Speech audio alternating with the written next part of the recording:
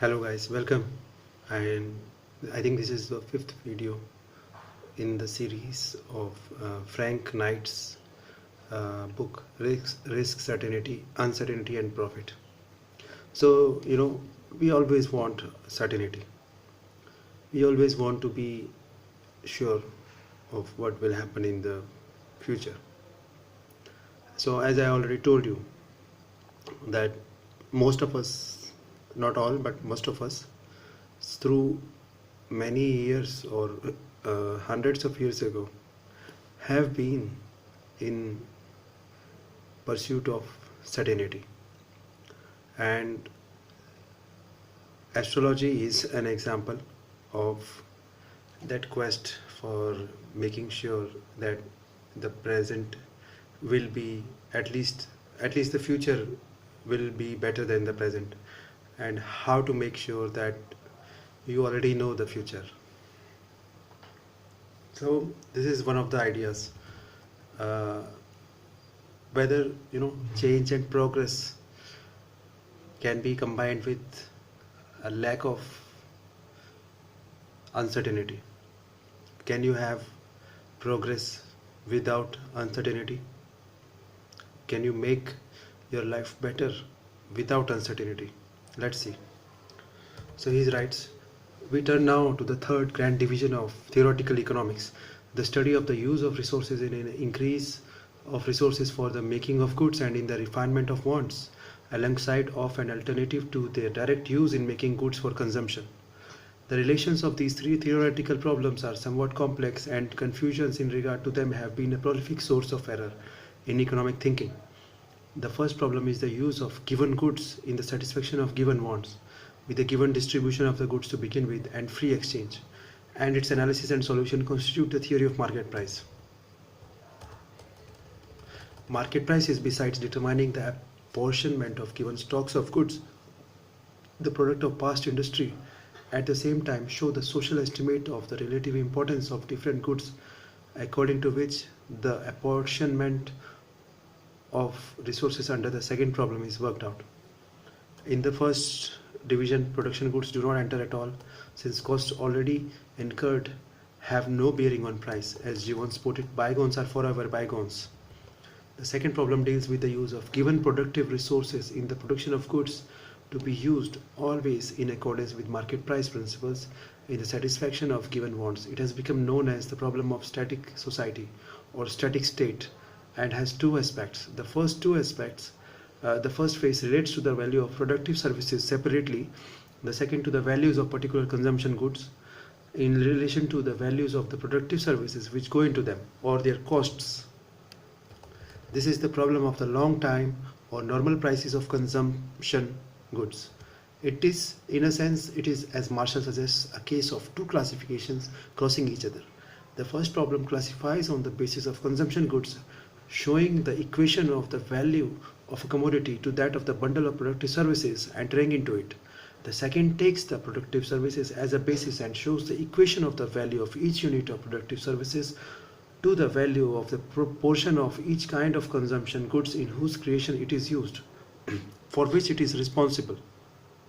The first is the long time value problem, the second is the short time distribution problem. The changes in supply of consumption goods are studied in relation to fixed conditions of production, including specifically fixed supplies and methods of organization of productive resources. The third general problem also relates to both value and distribution phenomena. Changes in the fundamental conditions of demand and supply of goods give rise to what Marshall calls secular changes in normal price. But the principal fundamental conditions subject to change are the supplies of the different productive services, which evidently affect still more directly the prices of these services. The distributive shares. Our discussion, like Marshall's, will be practically limited to this more simple and direct effect, the modification of the distribution situation and its tendency toward an equilibrium. Marshall's organization of economic theory about the fundamental problems is not very clear. We have already seen that he does not bring out the relations between market and normal price in the case of consumption goods. He refers to the problem of secular changes in normal price but relegates discussion of the subject to later volumes not yet published. In his treatment of distribution, he fails to make clear that the short-time distribution problem is the face of the same fundamental analysis as a normal prices of consumption goods. Now, moreover, he has very little interest in the short-time distribution problem. Okay. First, let us try to formulate clearly and accurately what is involved in the problem of progress. What new variables come in for study? What is the exact content of the general conditions of demand and supply, or the given resources used in the satisfaction of given wants, which our previous analysis has assumed? And finally, what are the changes in these factors which call for consideration?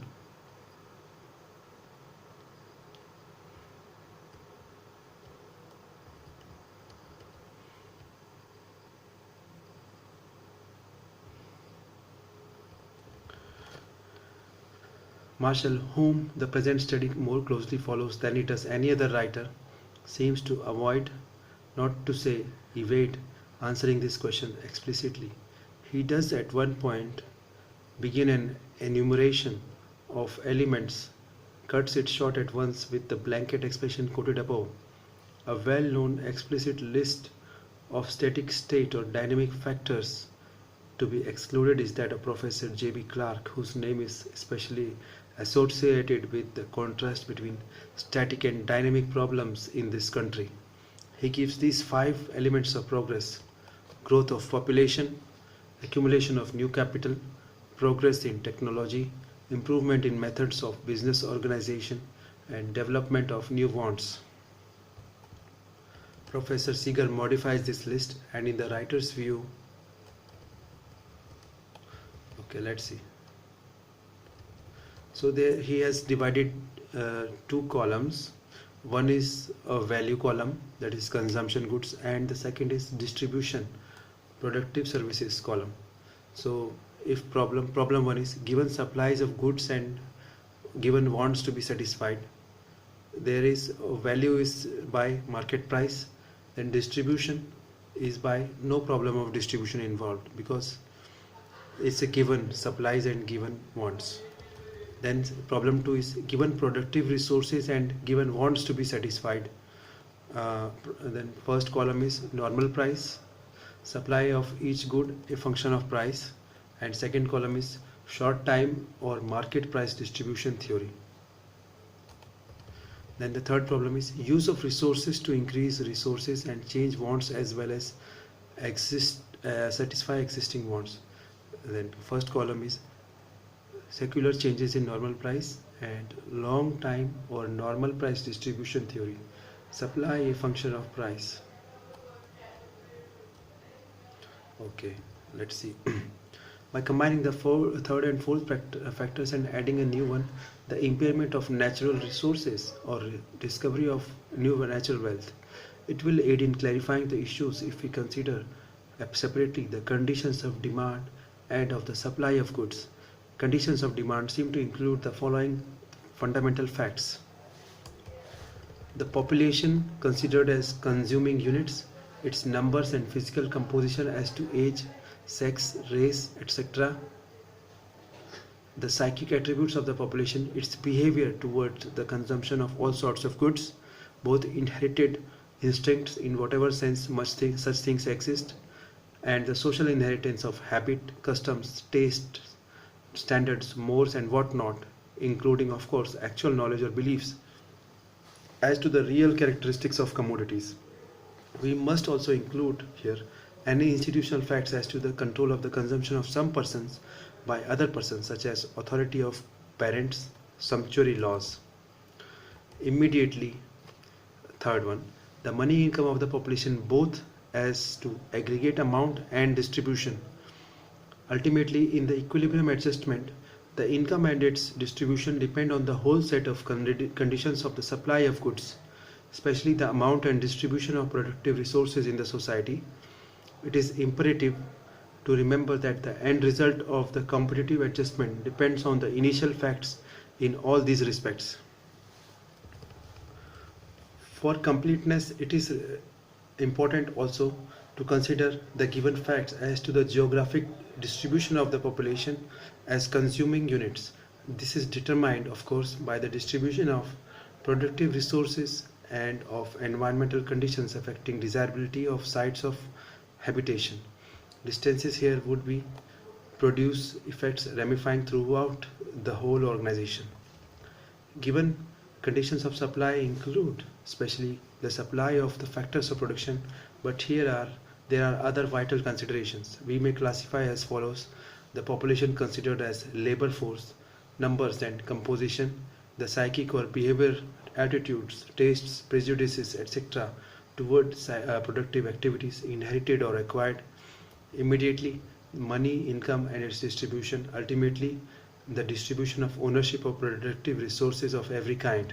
There is no difference between personal ability and productive property in this respect. It is obvious that income affects disposition to engage in productive activities and enters as a variable independent of taste. Although it belongs logically under number 3 or is at most a corollary from it, we specify separately the institutional situation as to the meaning and extent of private property. This includes all facts as to control of the use of productive services and of valid and enforceable rights to income. There is again no distinction to be made between personal powers and other productive facts. The amount and form of material agents of production in existence under the static conditions hitherto discussed. These can include only natural agents in the narrowest sense, or what would amount to the same thing, implements inherited from past generations, and in either case subject to neither deterioration nor improvement. The geographical distribution of productive agencies, and 7. The state of the arts, the development of technology, business organization, etc. Combining the two groups and removing duplication, we find the following factors in regard to which change or the possibility of change must be studied: the population, numbers and composition, the tastes and dispositions of the people, the amounts and kinds of productive capacities in existence, including personal powers, material agents given by nature, artificially produced, the distribution of ownership of these, including all rights of control by persons over persons or things. Impersonal control by laws or mores is indistinguishable from number 2, tastes and dispositions. Geographic distribution of people and things, this stands in close relation to the facts of technology, the state of the arts, the whole situation as to science, education, technology, social organization, etc. So thank you guys. This was the chapter on can there be change without uncertainty.